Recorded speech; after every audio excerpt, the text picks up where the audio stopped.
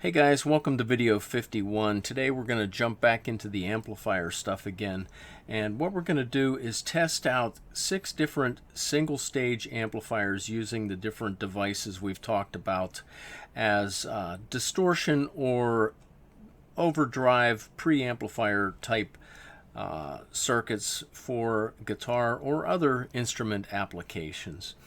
All right, all the amplifiers we're going to look at today are going to be powered by a 9-volt source, which is typically what you'd use in a simple stomp box type circuit. I'm going to evaluate the voltage gain of each amplifier using a very small signal, 10 millivolts peak to peak at 1 kilohertz. That ensures that the output isn't distorted, the amplifiers aren't overdriven, just to verify the usual gain parameter for the amp.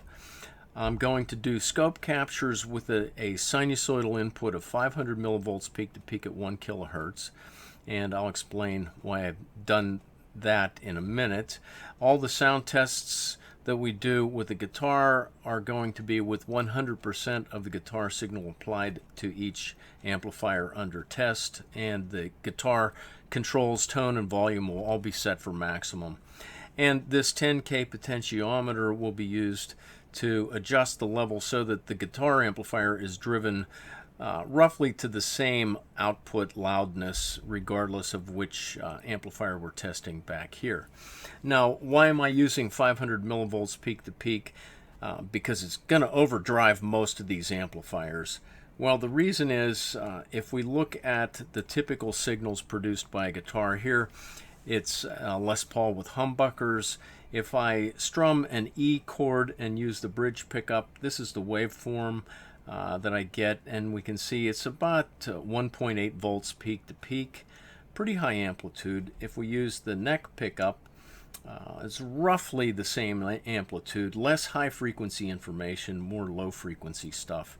And if I just pick the A string open on the bridge pickup, this is the signal I get. It's about 800 millivolts peak to peak. The neck pickup is roughly the same amplitude, but much less high frequency content, and that's normally to be expected. The bridge pickup is much brighter sounding than the neck pickup. So in any case, that's why I used a 500 millivolt peak to peak sine wave to do my scope captures, because these signals are typically going to be around that order of magnitude. All right. So now let's go take a look at our first amplifier. Okay, the first circuit we're going to start with is the MPF102. We've seen this circuit many times before. I actually measured the parameters for this particular device, and it came out to have a pretty high transconductance considering it's an MPF102. I constructed the circuit, and the measured values and theoretical values came out very close. The gain is relatively high for this device, negative 11.2. So it is going to distort when it's driven directly by the guitar. And remember, there are no other effects being used, no compression, no equalizers, no echo or reverb. It's just going to be a clean amplifier with this preamp between the guitar and the guitar amp. This is the neck pickup, clean. All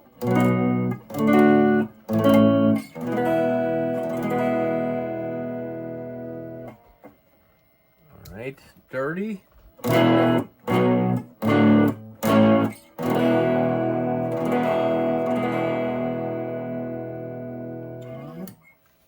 Okay, this is the bridge pickup, clean.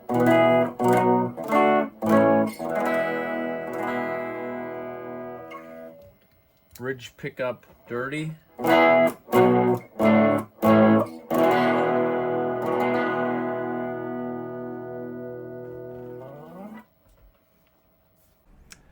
All right, so let's go down and take a look at the waveforms produced for this circuit when it's driven by a 500 millivolt peak-to-peak sine wave at 1 kilohertz.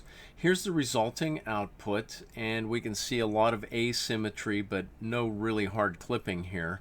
And down below is the FFT frequency spectrum for the output signal. So we're getting our fundamental or first harmonic with an amplitude of about 1.8 volts RMS.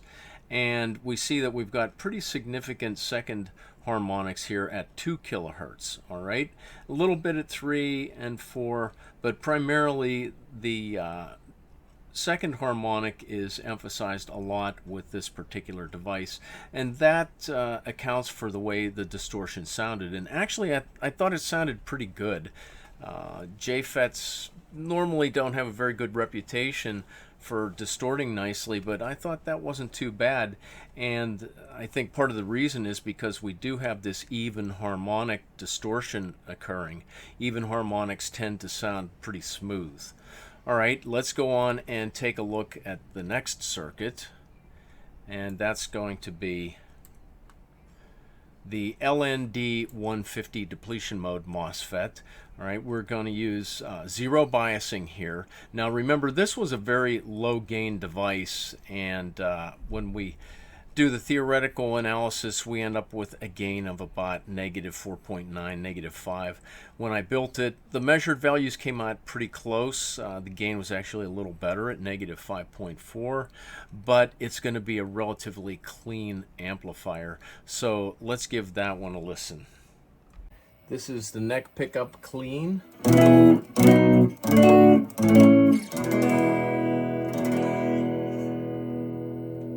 And dirty.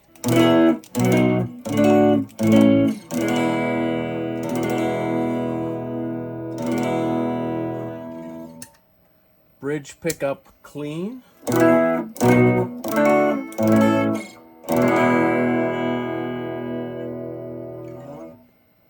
Bridge pickup dirty.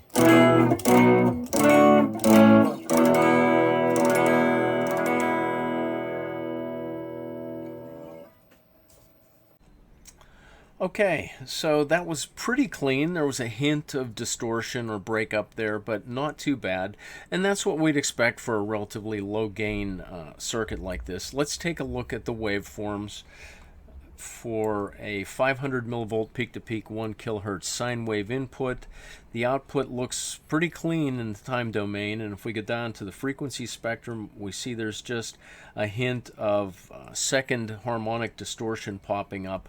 Not too much though. All right, let's go on over and look at our next amplifier, and that's going to be the 2N7000 enhancement mode MOSFET using voltage divider biasing. This is a much higher gain device. Our theoretical and measured DC values came out pretty close. The actual gain not quite as high as theoretical, but that happens very often. So let's give this one a listen. We're using the neck pickup clean.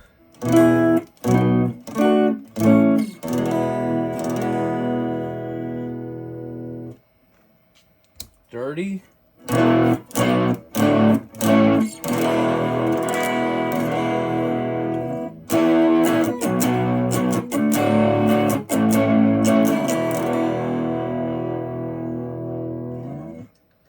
All right, bridge pickup clean.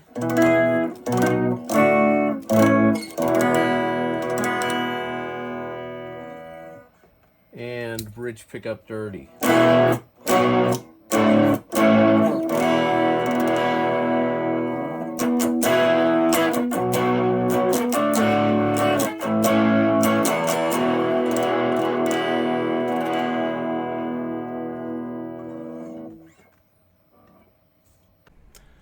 Okay, now as expected, because the gain was quite high, that one distorted a fair amount. Let's take a look at the waveforms for a 500 millivolt peak-to-peak sine wave applied.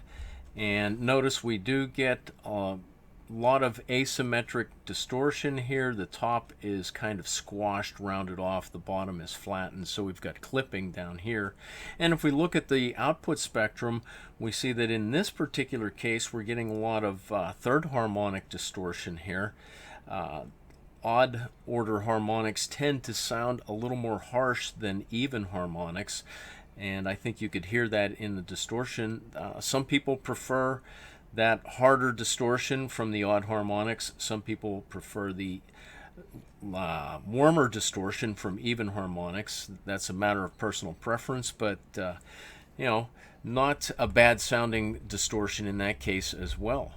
All right, so let's go and take a look at our next amplifier, and that's going to be, as soon as we get there, the 2N7000, this time using drain feedback biasing. So we're going to see what effect changing our biasing approach has on this circuit.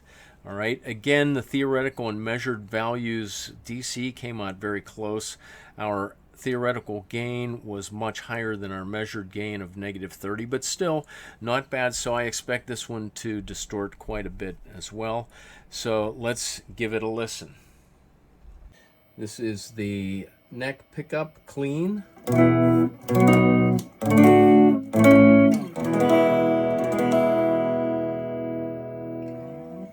And dirty.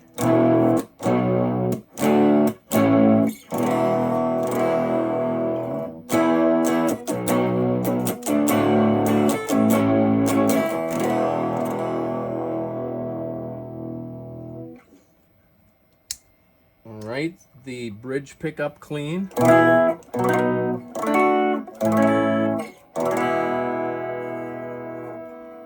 And dirty.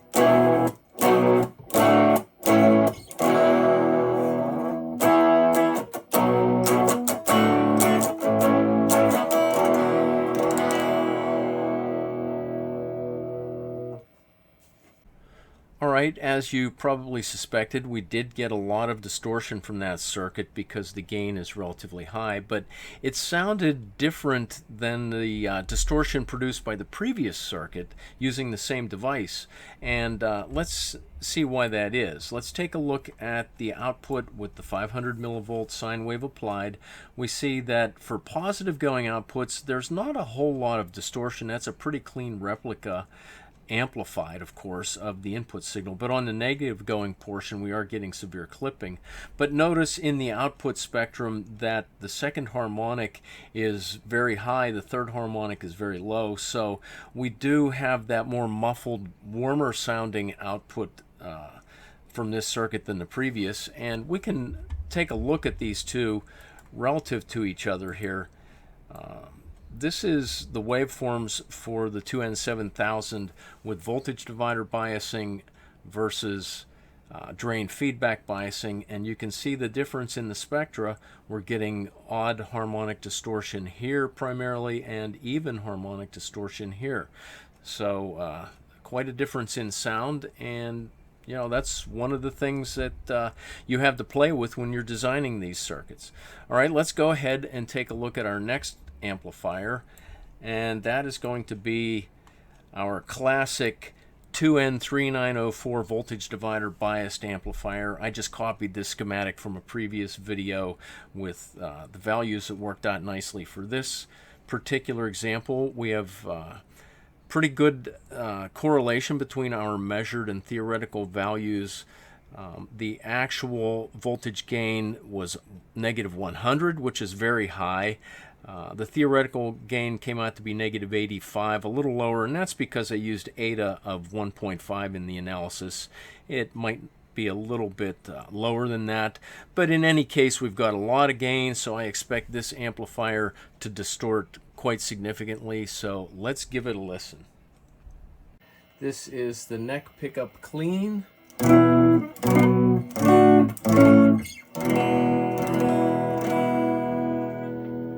And dirty.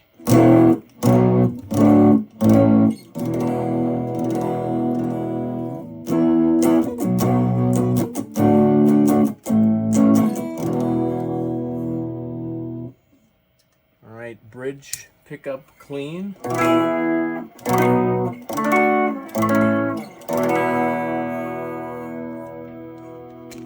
And dirty.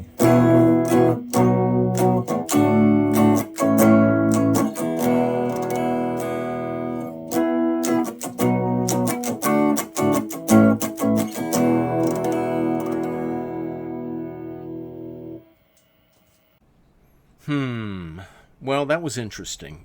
Based on the gain we have here, you might have expected that distortion to be really rowdy, and it wasn't. It was kind of disappointing, very muffled and subdued sounding.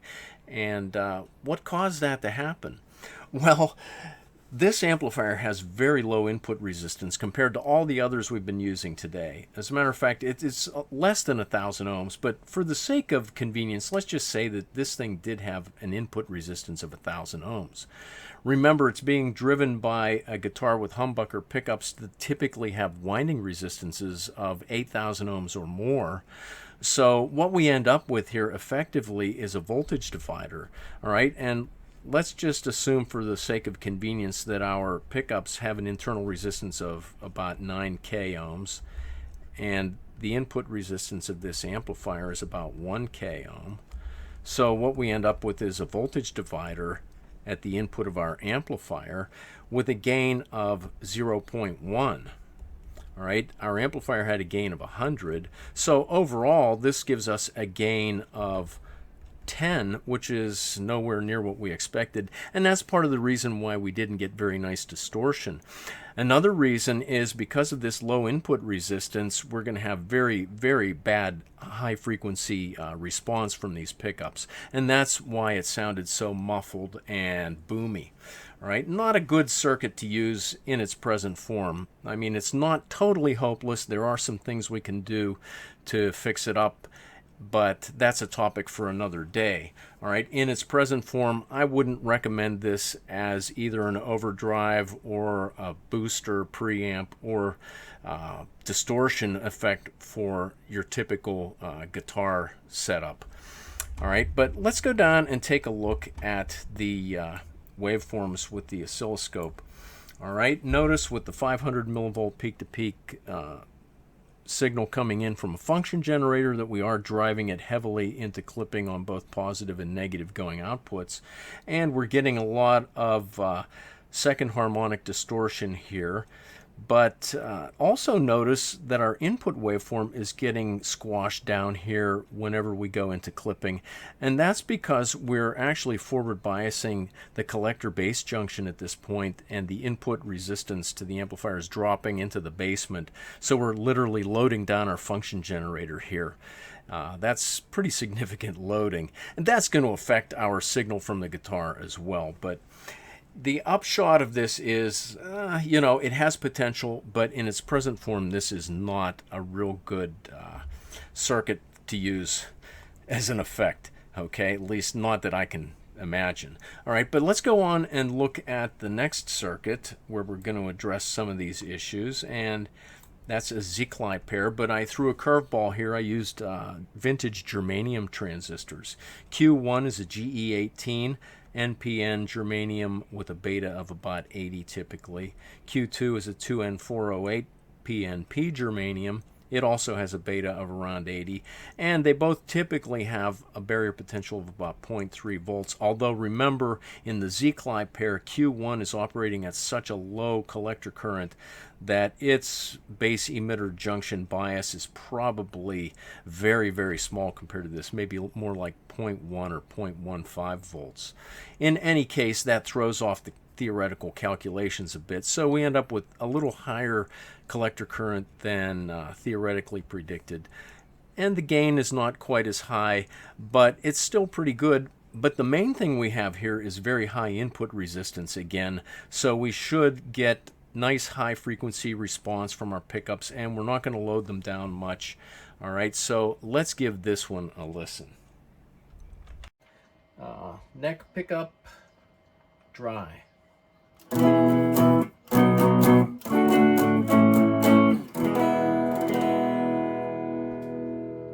Wet.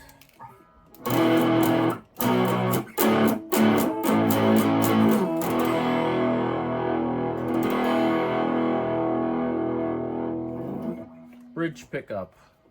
Dry.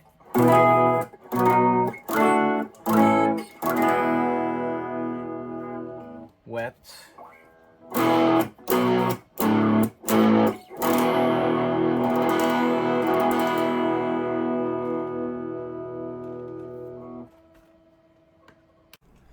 Okay, now that was more like it. That actually sounded really good. I hope it sounds as good in the video as it did live here in the lab. Now, I don't think it would really make much difference if I used silicon transistors here, but I have to say these germanium devices really did the job. And I would not hesitate to build this one into a permanent stomp box. And in fact, I might do that as a future video, just do a build and use this circuit. But anyway, let's go down and take a look at our oscilloscope waveforms, and notice they look very similar to the ones we got for our 2N3904 amplifier. In fact, let me paste them in here and let's compare them. Okay, so wow, boy, they're almost identical. We even have almost identical output frequency spectrums. So what accounted for the big difference in sound? Well, the main reason was the high input resistance of the Sziklai pair amplifier.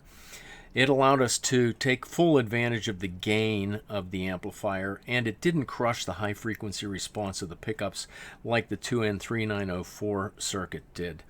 All right, so, it just goes to show you that even though we get the same results here driving the circuit with a function generator, in the real world there's a bit of a difference, and we need to take that into account sometimes. All right, and there you go. That's today's video. I hope you enjoyed this one. That's all I've got for now, and I'll see you guys next time.